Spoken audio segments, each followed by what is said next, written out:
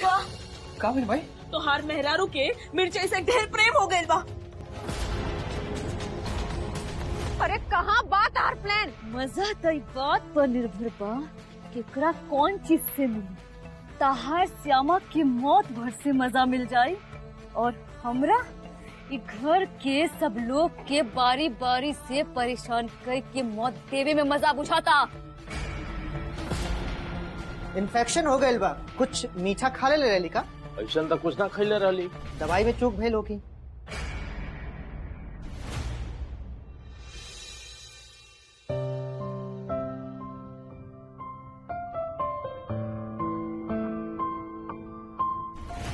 गुस्सा बानी का? ना, गुस्सा ना बनी, लेकिन ऐसा काहे लगता आपके? माई के पैर में पिन चुभ गए रहे। वो धोखा से भइल है श्यामा, तो मैं आपकी गलती ना रही, वो तो केहू से भी हो सकेला। और एक जरूरी बात श्यामा, ये धोखा जब अपन जड़ मजबूत कर लेवेला ना, तो सीधा विश्वास पे आघात करेला।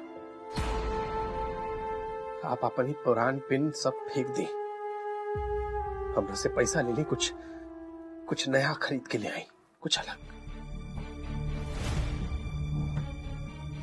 न जाने कौन आत्मसम्मान के फेर में फसल बनी अब।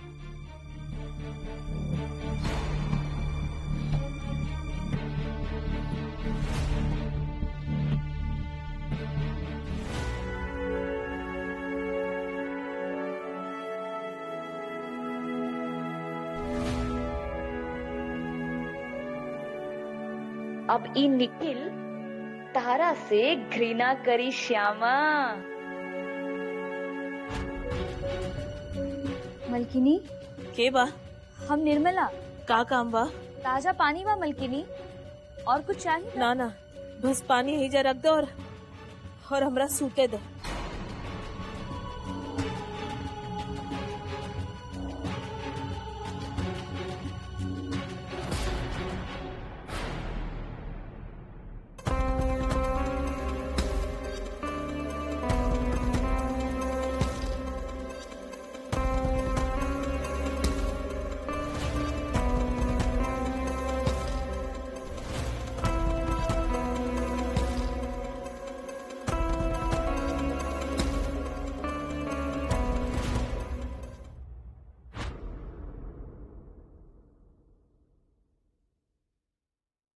निखिल, अब भैया आई ना प्लीज बैठिए। का भी भैया बहुत उदास बचाता है। आप तो कमिश्नर साहब के पास जात रहनी है। वही जैसे आवत का भाई? बचस्पति मिश्र राव कर बेटी काल भोरे से गायब बारे, लेकिन निखिल जैसे जोगी मठ में वैसे ही अपराधी जेल में। पुलिस कहत रही रिया मिश्रा के लीड मिल गई लिया। एक बार बेटी पकड़ जाई तब बाप कितना देर ले बाहर रही। बहुत जल्दी बाप और बेटी दोनों हवालात के हवा खाइए। चिंता मत कर भाई, मैं तो बड़का भाई बा।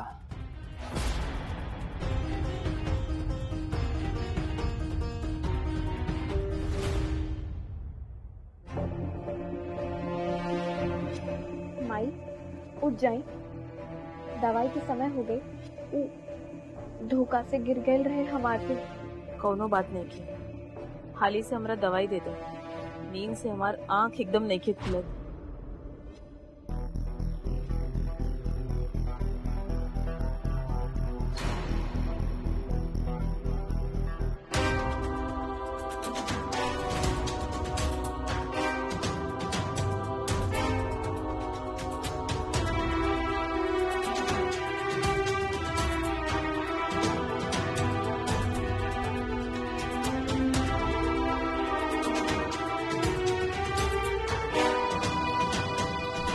सूत जाई, कोनो जरूरी बुझाई तो आवाज दे दी हमरा की।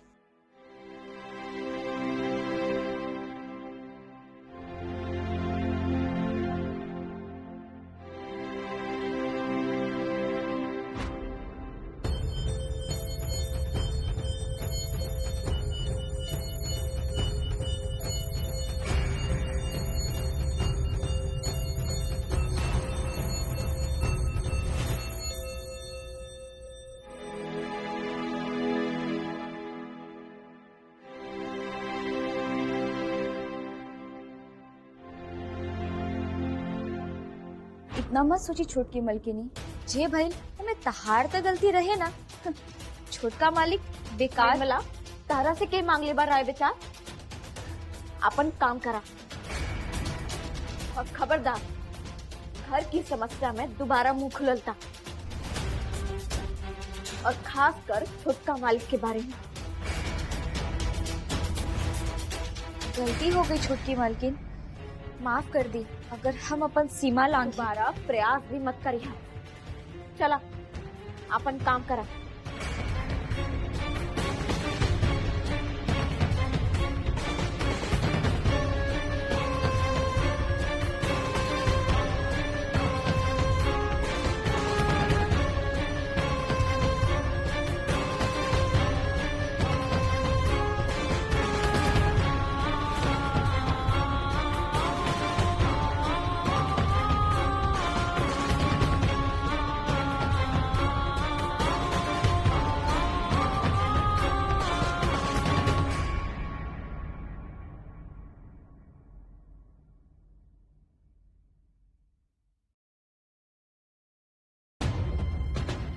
हम माँ के खाना खिया के आवतनी, तबले प्लेट लगा दे टेबल पर, और आगे से ऐसा गलती दोबारा ना होके की चाहिए। याद रहे जी।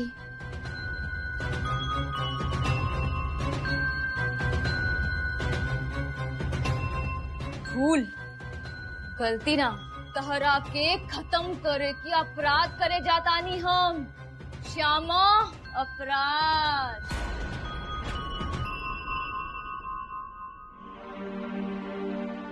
आई माँ, खाना खा ली? ना ना रहे दा, हमरा बिल्कुल भूख नहीं के। ना नाश्ता ना भोजन, तबो भूख नहीं के। खा ली ना तो कमजोरी हो जाए। उठी, कहीं तो हम खिया दी। ना ना रहे दा, हम खुदे खा ले।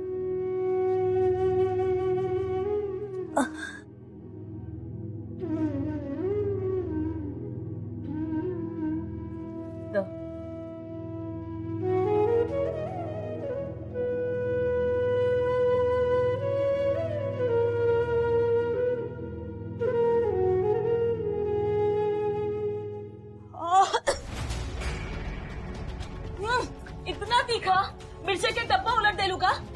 माई मिर्ची ना था। का भइल भाई? और का होगी तो हार मेहरारू के मिर्चे से ढेर प्रेम हो गए बा। लेकिन मिर्ची तो एकदम स्वाद अनुसार ही देले रहनी हम। तब का हम झूठ बोलतानी, अब फैसला तो हर घर वाला ही करी, का सच बा और का झूठ।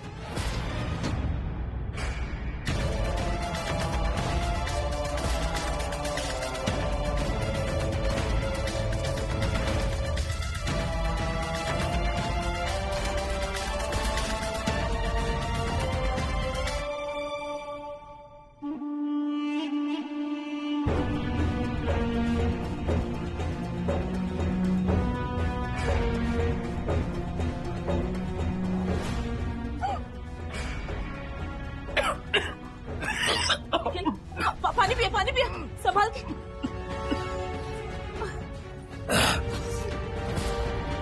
खाना बनोले बाड़ू जहर, इतना मिर्ची।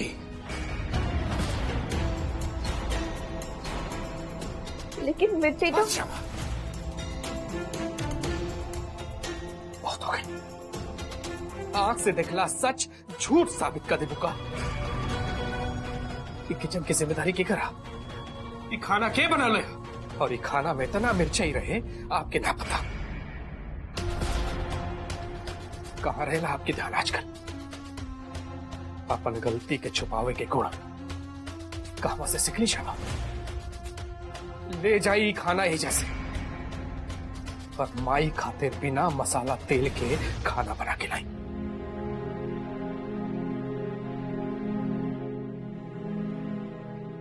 रहे दा छोटकी मलकिनी, हम ले आयल बानी।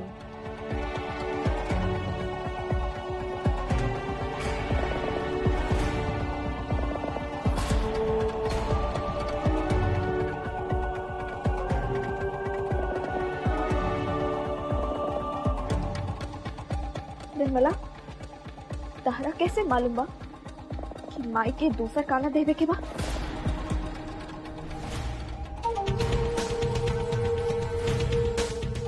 खाना तीखा बनल बा, लेकिन ई बात अभी कमरा के अंदर के बात बा। और तू खाना बना के भी ले आई हूँ।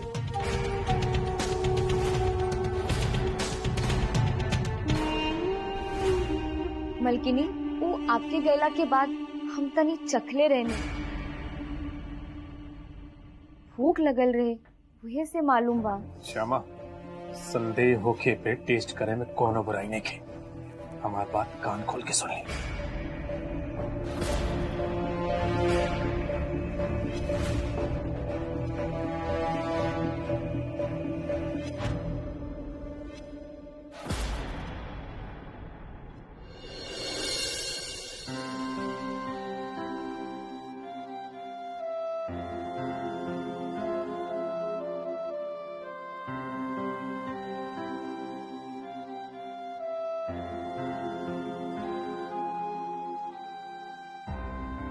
सुनी ना, एक बात कही के रहे आपसे। श्यामा, कोनो जरूरी बात बता। हम बिजी बानी तनी। अच्छा ठीक बा, तबले हम माई के दूध और दवा दे के आवत हनी। श्यामा, तनी सावधानी से देख सुन के जाए।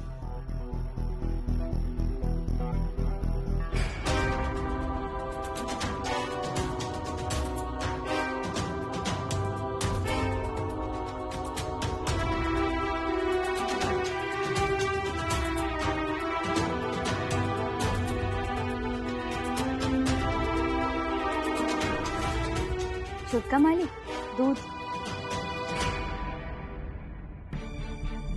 तू काहे लेके आई? गरम बा, पी ली, फायदा करी।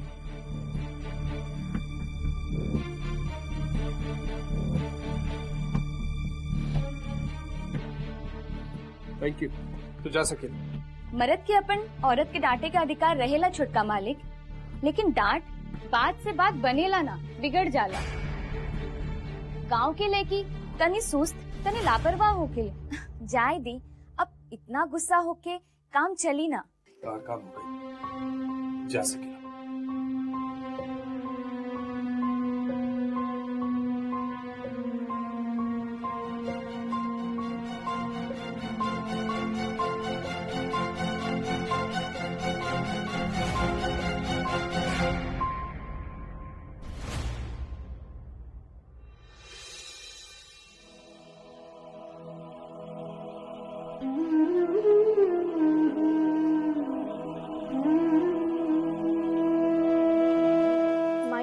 कैसन तबीयत बा अभी?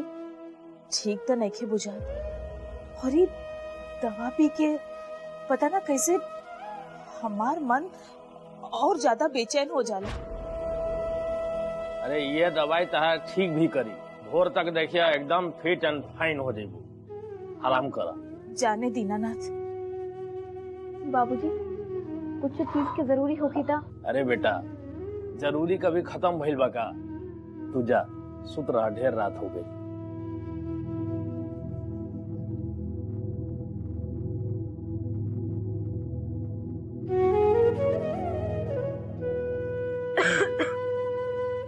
याद बा ममता, ये लड़की के तू अस्वीकार कर देले रहा। आज के सेवा करता। बेकार के बात एकदम बंद करी। अभी हमार तबीयत बिल्कुल ठीक नहीं की, सूते दी हमरा।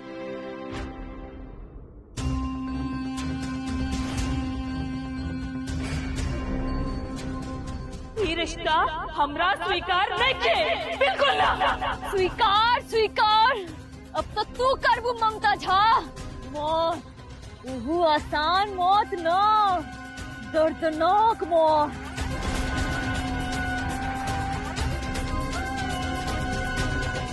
बुझाता कि नौकरानी के काम करके बहुत मजा आवता तारा।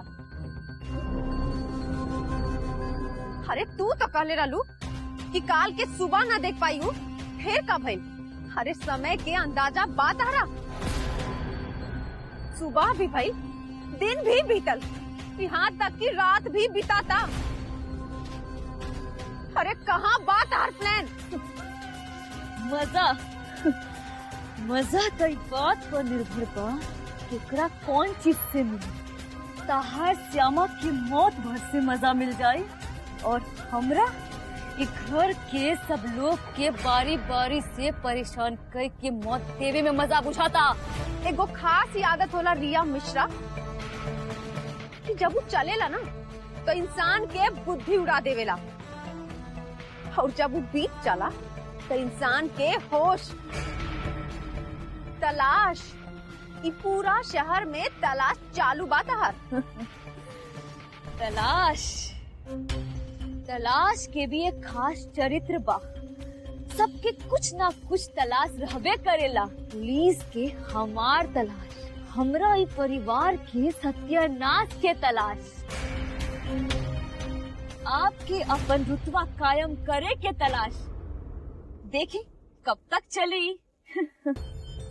वैसे तो मजा दोगुना होके वाला बा। तो तू होला?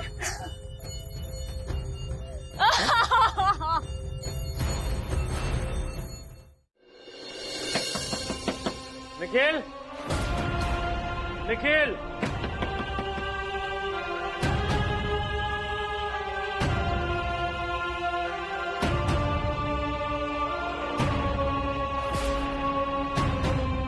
बाबूजी इतना सवेरे? निखिल, घोड़ा बेच के छूटने वाला बाड़े कुल।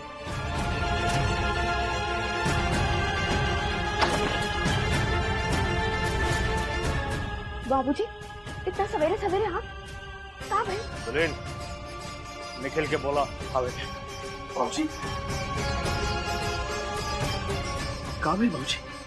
डॉक्टर के फोन करो जल्दी। अब बोला जितना जल्दी आ सके लावे के। माई कैसे भाई बाबूजी? बहुत खराब। फोन करा।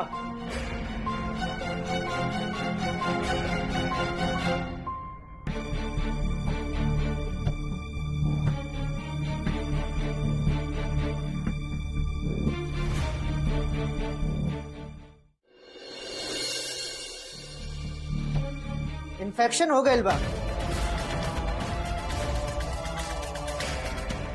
कुछ मीठा खा ले रही का?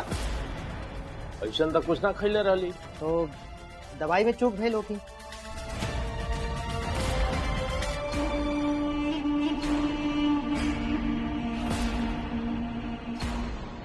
तो दवाई में चूक भइल होगी।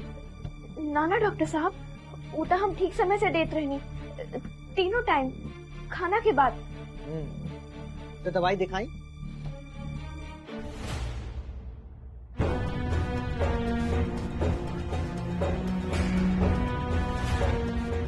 गलत दवाई चल गई बात।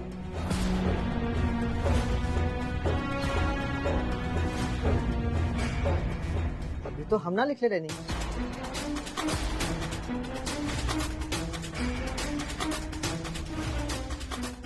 लेकिन मजली दीदी तो यह दवाई देले रही हमरा के। बाबूजी आपके तो सामने की बात बा ना।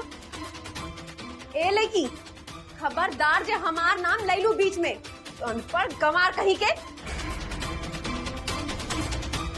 अरे पढ़े नहीं किया वाला का सब कैसे कह देलू कि उहे दवाई बा जे हम तरह के देले रानी। डब्बा और रंग देख के हजारों दवाई एक के जैसन होला। अरे दुल्हन शांत रहा। ना बाबूजी का मतलब बा शामा के।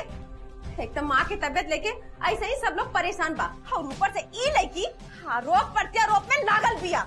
मालूम कुछ भी नहीं खे और गाल बजावे में सबसे आगे।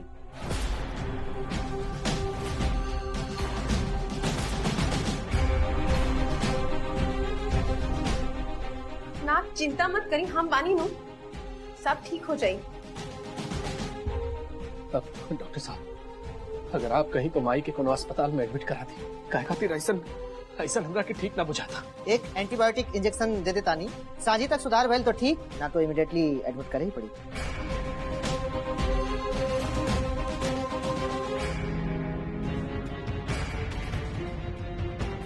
Thank you so much doctor साहब।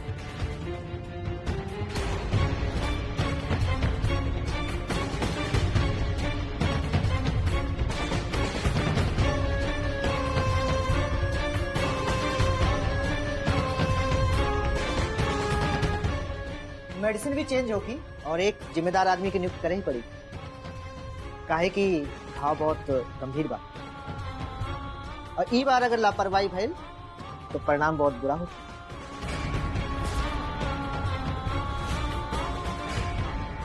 लापरवाही एकदम ना भइल रहे डॉक्टर साहब, विश्वास करी, दवा भोजन एकदम समय पर देते रहेंगे हम। अब या तो दवाई गलत की ना गई होगी या धोखा से बदला गई होगी, लेकिन देखभाल में कोनो कमी ना रहे। छोटके दुल्हन, तू अपना कमरा में जा। लेकिन बाबूजी, सप्ताह ही जो बारे फिर हम क्षमा, सब समय जिद ना करे चाहिए, जितना कहा था नहीं सुना। जा कमरा में जा।